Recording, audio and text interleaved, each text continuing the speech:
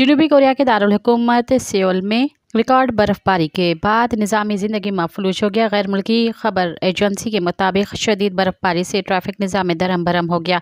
बिजली की फराहमी मुतासर हुई है। 200 से ज़ायद परवाज़ें और 70 फेरी सर्विसेज भी मुअत्तल हो गई।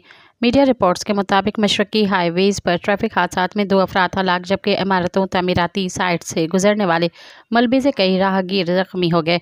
गैर मुल्की खबर एजेंसी के मुताबिक आइंदा दिनों में मजीद बर्फबारी के खदशे के पेश नज़र अलर्ट जारी कर दिया गया है। जनूबी कोरिया के महकमा मौसमियात का कहना है कि अब तक 18 इंच तक बर्फ पड़ चुकी है।